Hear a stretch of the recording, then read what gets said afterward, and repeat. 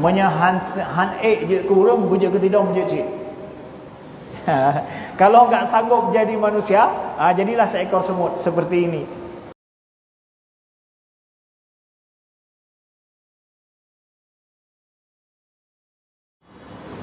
A'udzubillahi minasyaitonirrajim. Bismillahirrahmanirrahim.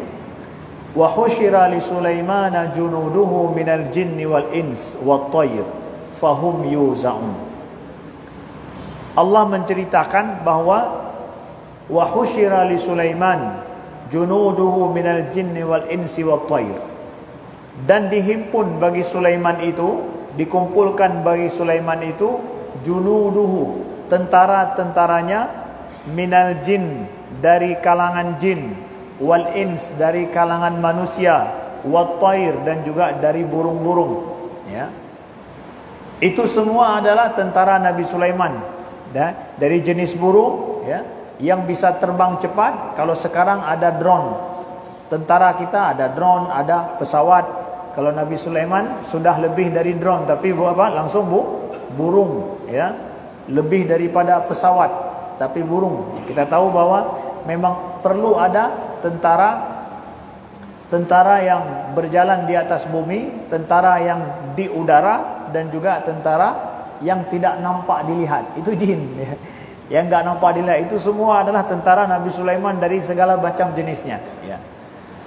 Fahum yuza'un, dan mereka itu berbaris tertib rapi, ya. Jadi tentara-tentara ini diceritakan bahwa dia berbaris rapi dan tertib. Wahum yuza'un. Dan jadi kisah tentara itu tertib berbaris itu memang sejak Nabi Sulaiman sendiri. Dari kalangan tentara-tentara ini ada istilah memang betul-betul mereka itu berbaris dan tertib serta rapi. Hatta idza atau ala wadin naml qalat namlatun ya ayyatuhan namlu dukhulu masakinakum la yahtimannakum Sulaimanu wa junuduhum wa hum la yash'urun. Sehingga ketika tentara-tentara Nabi Sulaiman ini sampai dalam sebuah perjalanan ke sebuah lembah, ya. Hatta idza atau ala wadin naml, sampailah mereka ke wadin naml, lembah semut, kata Allah. Qalat namlatun, berkatalah seekor semut, ya. Ya ayyuhan namlu, wahai sekalian semut-semut, ya. Udkhulu masakinakum, masuklah kalian ke masakinakum, yaitu ke sarang-sarang kalian. La yahtimannakum Sulaiman wa junuduhu, jangan sampai kalian terinjak oleh Sulaiman dan tentara-tentaranya. Wa hum la yash'urun, sedang mereka tidak merasakan, tidak menyadari, ya. Wahum la yash'urun. Nah, ini Allah ceritakan bahwa Nabi Sulaiman punya tentara dari golongan jin, dari manusia, dan juga dari binatang, yaitu burung-burung yang bisa terbang jauh dengan cepat, ya, yang manusia tidak mampu ke sana.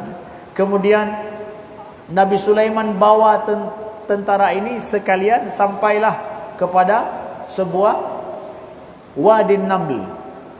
Allah bercerita atau ala wadin naml, ini menunjukkan bahwa Nabi Sulaiman datang dari atas menuju turun ke sebuah lembah. Pada lembah ini itu ada banyak semut, sehingga disebut dengan wadin naml. Lembah semut. Kok bisa disebut lembah semut? Ya karena memang semut banyak, berarti enggak terhitung. Memang itu adalah tempat sarangnya semut banyak sekali. Enggak bisa dihitung, berarti sampai dinamakan dengan wadin naml, lembah semut itu. Ya. Di sini kita lihat kemudian Allah bercerita ada seekor semut.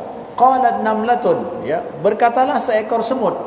Enggak banyak berarti semut ini yang berbicara, cuma satu. Bayangkan lembah itu semutnya banyak.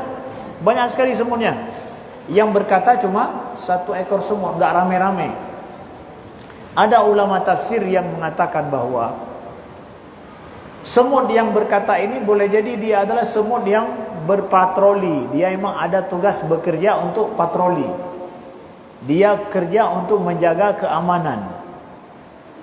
Ya, dia berarti mengetahui Nabi Sulaiman datang dengan tentaranya sebelum sampai ke lembah itu.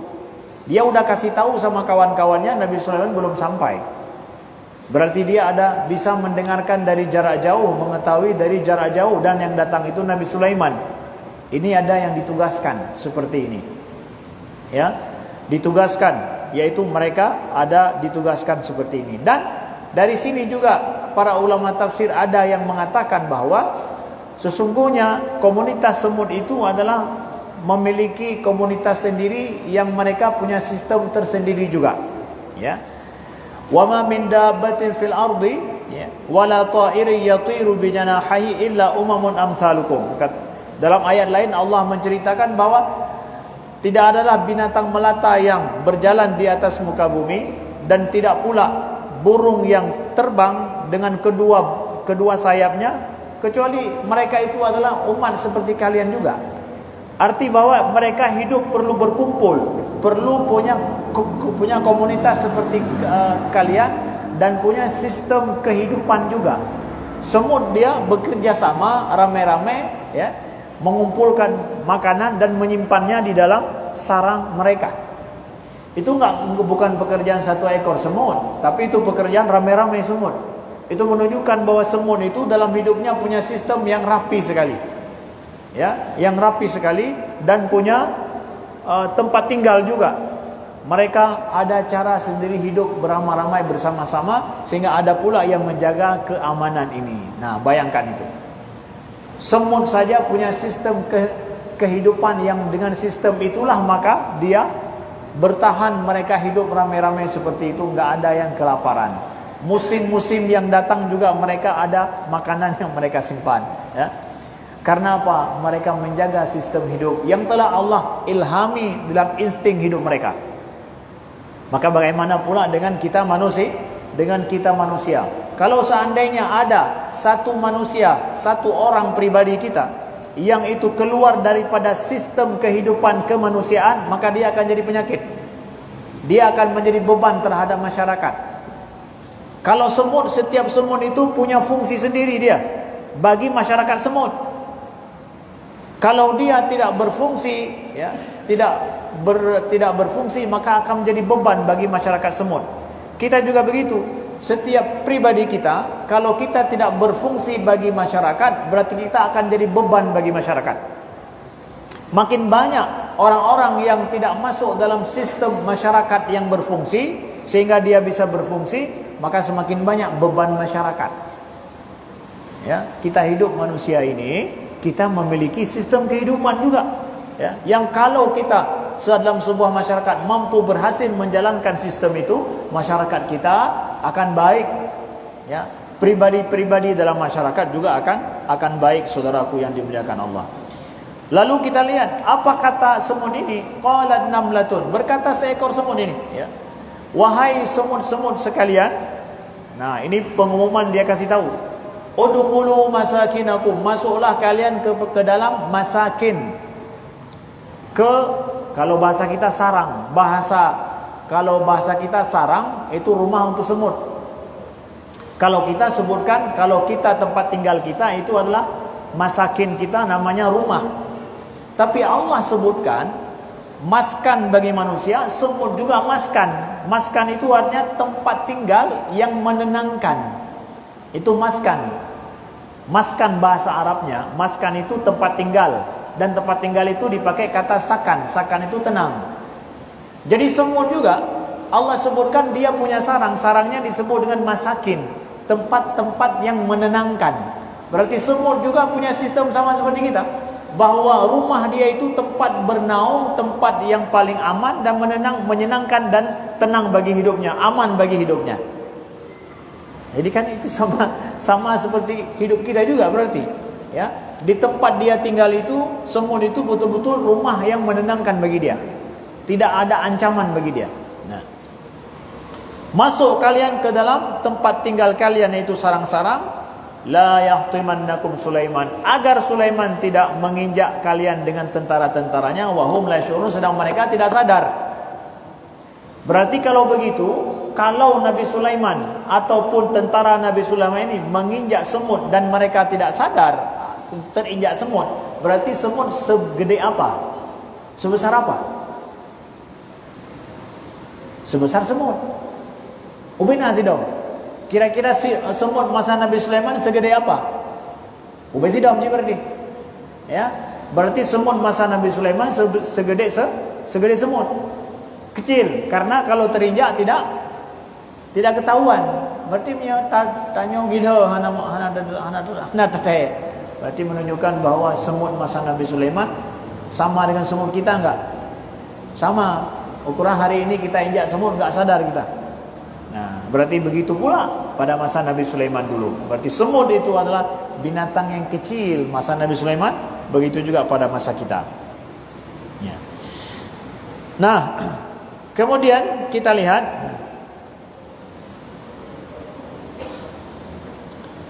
fatabassama dhahikan min qawliha wa qala rabbi auzi'ni an ashkura ni'mataka allati an'amta 'alayya wa 'ala walidayya wa an a'mala salihan tardah wa adkhilni bi rahmatika fi 'ibadika shalihin.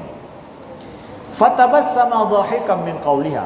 Lalu Nabi Sulaiman fatabassam, beliau tersenyum tersenyum sampai tertawa. Min qawliha, karena mendengar seruan daripada semut ini, seekor semut ini, ya. Fatabassama dhahikan, Nabi Sulaiman tertawa, tersenyum lalu tertawa mendengar semut ini. Berarti belum sampai ke lembah semut, Nabi Sulaiman sudah mendengar perkataan semut itu. Ada para ulama tafsir yang mencoba mengatakan bahwa kok bisa Nabi Sulaiman bisa mendengar, ya padahal semut itu jauh, belum sampai ke tempat itu. Ada yang mengatakan karena angin yang membawa suara semut sehingga Nabi Sulaiman bisa mendengarkan. Tapi yang pasti sebagian ulama lain mengatakan enggak perlu harus ada angin. Nabi Sulaiman memiliki kelebihan mukjizat Allah, mampu dan bisa mendengarkan suara dari manapun, ya, walaupun itu suara semut yang kecil yang terinjak mungkin tidak terlihat, beliau mampu untuk mendengarkannya dari jarak jauh. Sehingga beliau pun tersenyum mendengarkan itu. Ya. Lalu Nabi Sulaiman berkata, Rabbi auzi'ni an ashkura ni'mataka allati an'amta 'alayya, ya. Lalu Nabi Sulaiman mengatakan bahwa, ya Allah, ilhamilah kepadaku, berikanlah kepadaku kemampuan untuk mensyukuri an ashkura ni'matak, mensyukuri rahmatmu, ya. An ashkura ni'mataka allati an'amta 'alayya, nikmatmu yang telah engkau berikan kepadaku, wa ala walidayya, dan nikmat yang telah engkau berikan kepada kedua orang tuaku, wa an a'mala salihan, dan ilhamilah aku untuk berbuat amal soleh yang engkau ridai, dan masukkanlah aku dengan rahmatmu dalam golongan orang-orang yang soleh. Bapak Ibu sekalian, saudaraku yang dimuliakan Allah, ya. Nabi Sulaiman setelah mendengar suara daripada binatang ini, beliau kemudian berdoa kepada Allah setelah beliau tersenyum dan senang, ya. Doa beliau apa? Rabbi auzi'ni an ashkura ni'mataka allati an'amta 'alayya. Ya Allah, ilhamilah aku untuk selalu mampu bersyukur terhadap nikmatmu yang telah engkau berikan kepadaku dan kepada kedua orang tuaku. Kata para ulama tafsir bahwa ini pelajaran bagi kita pada saat kita melihat sesuatu yang menyenangkan, membuat kita tertawa dan tersenyum karena sesuatu yang menyenangkan kita, maka mintalah selalu dari situ kesyukuran kita kepada Allah atas nikmat. Ingat selalu nikmat itu. Nabi Sulaiman begitu tersenyum dan tertawa, langsung ingat nikmat Allah dan beliau berdoa kepada Allah. Melihat sesuatu yang benar, kejadian yang benar, orang berbuat baik, berbuat benar, itu nikmat juga.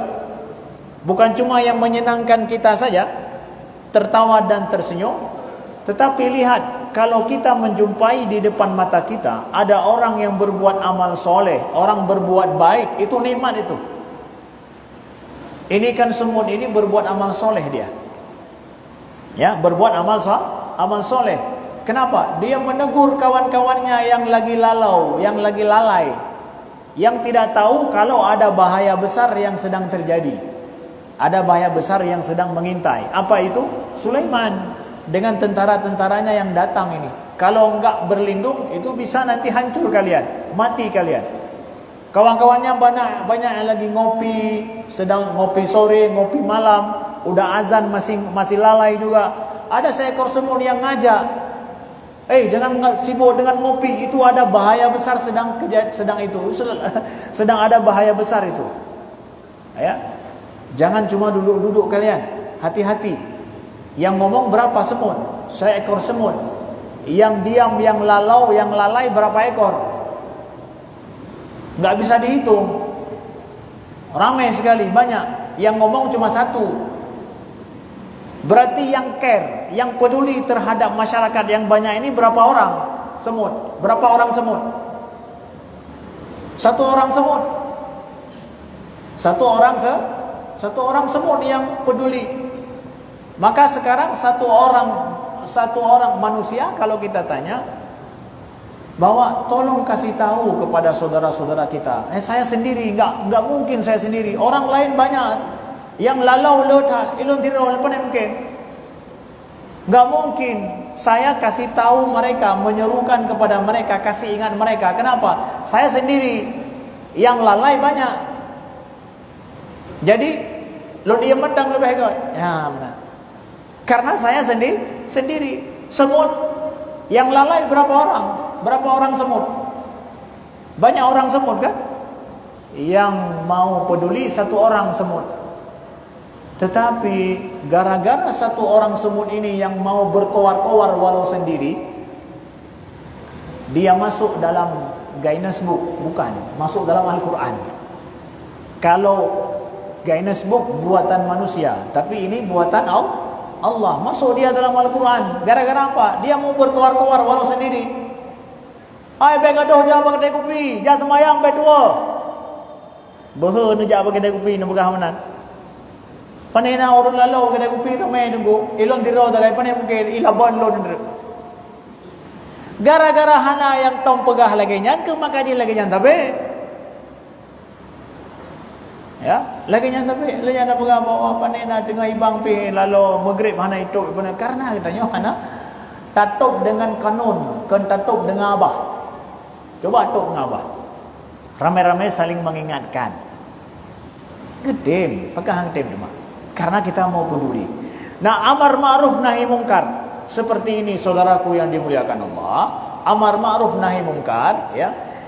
Siapa saja yang dia mengetahui ada sesuatu yang membahayakan bagi rakyatnya, bagi masyarakatnya, maka sepantasnya dia jadi seperti seekor semut.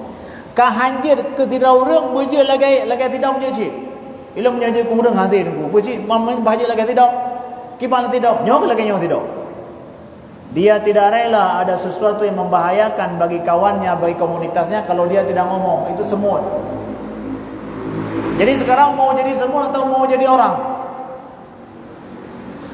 Menyahan je kurang beje ketidakang menjadi. Kalau enggak sanggup jadi manusia, jadilah seekor semut seperti ini. Gara-gara satu ekor ini yang dia peduli amar ma'ruf nahi mungkar, saudaraku yang dimuliakan Allah, adalah kisah semut ini dalam Al-Quran. Yang sampai hari ini nama surat juga jadinya apa? Surat semut juga. Surat Namlu, surat semut-semut. Gara-gara siapa ada surat semut dalam Al-Quran? Gara-gara ramai semut itu? Enggak, gara-gara satu orang. Makanya malaikat juga akan mengetahui adanya orang di Sigli ini dari mana?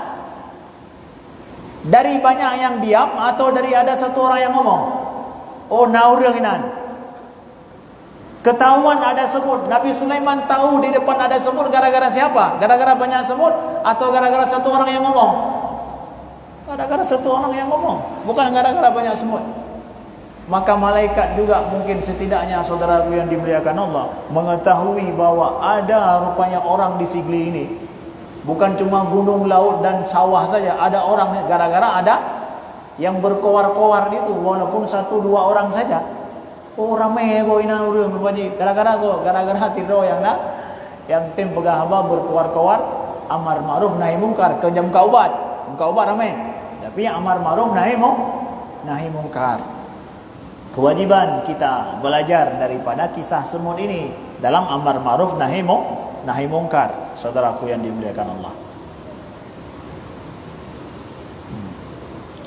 Nah, kalau seandainya kita melihat ini, Nabi Sulaiman mengajarkan pada kita, kalau kita melihat bahawa berarti dalam masyarakat semua itu sistem mereka berjalan masih ada yang amar ma'ruf nahi mungkar. Nabi Sulaiman senang. Berarti ini sistem semua ini masih berlaku bagus di masyarakat semut. Masih ada amar ma'ruf nahi mungkar. Alhamdulillah. Senang Nabi Sulaiman. Tertawa, senyum beliau tertawa. Ini sebuah kenikmatan yang beliau dapatkan. Maka kembali kepada apa yang kami sampaikan tadi, kalau kita melihat di depan mata kita ada kebaikan yang dilakukan oleh orang lain, itu nikmat bagi kita. Pahami itu nikmat bagi kita. Ya.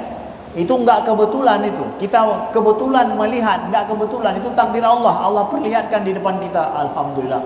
Jerohat ya lungkalan. Ya, masih ada orang yang seperti ini. Jerohat yang lu dengar, mantangna orang yang pegah menan. Nah, itu nikmat bagi kita. Saudaraku yang dimuliakan Allah, bagian yang harus kita syukuri. Kemudian Nabi Sulaiman, wa na'amala salihan tarda, dan berikan aku ilham untuk berbuat amal soleh yang engkau ridai. Kadang ada orang kemampuannya berbuat potensi beramal soleh dia ada, tetapi enggak tahu mau buat apa. Ya, enggak tahu mau buat apa. Potensi beramal ada, tapi enggak tahu mau buat apa. Nah, kita minta doa juga pada Allah. Di antara doa ini adalah doa Nabi Sulaiman ini. Ya, auzi'ni an ashkura ni'mataka allati an'amta 'alayya wa 'ala walidayya wa an a'mala salihan tardah, supaya aku berbuat amal saleh yang engkau ridai, ya. Wa dakhilni bi rahmatika fi ibadikas salihin, dan masukkanlah aku dengan rahmatmu ya Allah pada ke dalam golongan hamba-hambamu yang soleh. Jadi kata orang soleh ini kata yang sangat luar biasa. Yang kita pikir bahwa orang soleh menamunan mentang, Nabi saja minta dimasukkan dalam golongan orang soleh. Hai kaji ke Nabi peloman. Enggak, ternyata Nabi juga minta dimasukkan dengan rahmat Allah dalam golongan orang soleh. Jadi orang soleh itu enggak sembarangan. Kan hanabiazai luar biasa. Di dalam golongan orang soleh itu ada banyak orang, termasuk para nabi-nabi. Saudaraku yang dimuliakan, mudah-mudahan kita dimasukkan dalam golongan orang-orang yang soleh. Amin ya rabbal. Hana nak amin ko. Nyan matang yo ni don ya. Nyoi tamong menye putamong lanji kurun taleh ka hum tame do kedai upile itu. Nyan ban lagu perse. Lagi ada sebahagian orang enggak berani sekarang pergi haji. Kenapa? Belum siap pergi haji. Kenapa ya? Belum siap untuk meninggalkan kebiasaan yang selama ini. Nya kada haji kai kada le gurun ka kiban sanakan tanyo, kiban sanyo. Jadi kiban ji rencana bau ke le. No daftar haji leju. Hati tang belum siap. Kenapa? Saya belum siap jadi orang soleh, jadi orang baik belum. Padahal nunggu haji 15 tahun. Sekarang aja masih belum siap.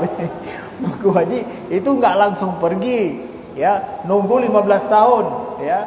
Bahkan mungkin ke depan 20 tahun. Mantang hana siap untuk daftar mantang, ya Allah. Bersiaplah. Doakanlah pada Allah, ya Allah jadikan aku ridha untuk jadi orang soleh. Tamu doa ba Allah bagi ku orang soleh. Ya. Menyahana bah paling kurang bohunan mantang soleh di sini enam dalam. Ya. Nah, ini yang soleh ya. Nah. Ya. Ya, insyaallah yang nama-namanya soleh jadi orang soleh beneran insyaallah taala. Wa adkhilni bi rahmatika fi ibadikas salihin. Nah, baik.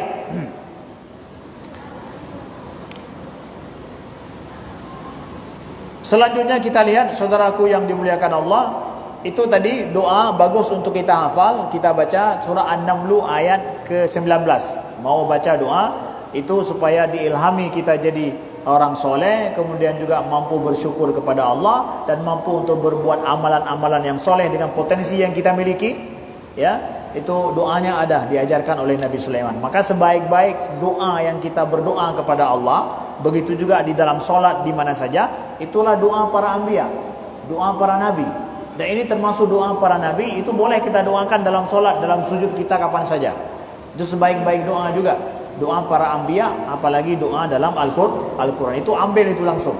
Ambil semua doanya, bacakan itu. Itu doa para anbiya mustajab insyaAllah ta'ala. وَتَفَقَّدَ الطَّيْرَ فَقَالَ مَا لِي لَا أَرَى الْهُدْهُدَ أَمْ كَانَ مِنَ الْغَائِبِينَ. Kemudian dalam dalam ayat ke-20 masih dalam surat Naml, diceritakan oleh Allah kisah Nabi Sulaiman, وَتَفَقَّدَ الطَّيْرَ. Lalu Nabi Sulaiman memeriksa burung-burung. فَقَالَ لِمَا لَا أَرَى الْهُدْهُدَ. Kemudian Nabi Sulaiman berkata, kenapa aku tidak melihat burung hudhud? Ataukah dia itu tidak hadir? Nah, ya. Ataukah dia tidak hadir? Ya. Jadi Nabi Sulaiman, tafakkud ini adalah beliau memeriksa senantiasa burung-burung tersebut dan juga tentara-tentara beliau. Artinya bahwa Nabi Sulaiman punya kekuasaan yang maha dahsyat, sampai beliau mampu dan punya kemampuan untuk memeriksa, mengetahui mana burung-burung yang hadir, mana burung-burung yang tidak hadir, mana burung yang ikut, mana burung yang tidak ikut. Ternyata ada seekor burung yang tidak ikut bersama dengan beliau, padahal burung itu tentara Nabi Sulaiman. Burung apa? Hudhud. Burung hudhud ini bahasa Aceh, saya lupa bahasanya. Aleh totok beragau. Dia memiliki seperti mahkota, paruhnya panjang, warnanya indah, ya, enggak besar sekali, kecil dia. Ya, seperti apa? Ya, kalau boleh saya kasih tahu, dia itu, ya, seperti inilah. Inilah dia burung hudhud, ya. Seperti ini burung hudhudnya. Bahasa Acehnya apa? Ya, totok beragau, ya. Ya, yang cicimnya totok beragau kan, ya. Paruhnya panjang, dia ada mahkota lagi, ya. Nah, ini dia, ya, burung hudhud dalam bahasa Arab. Ini adalah dia ini yang tidak hadir, ya, ketika dengan Nabi Sulaiman, ya. Kan jampuk, ya. Nah, cerita jampuk ni macam mana begah kan? Ya, bawa Nabi Sulaiman yang minta jet kerajaannya, yang minta jampuk. Berpegang di jampuk bawahnya anak lu ngetak god nak duduk kerajaan. Itu cerita Israeliat itu, ya. Enggak ada kisah Nabi Sulaiman dengan anak jampuk dan ya. Jadi ini cerita yang ada dalam Al-Quran, Nabi Sulaiman dengan hudhud, ya. Apakah dia tidak hadir? Ya.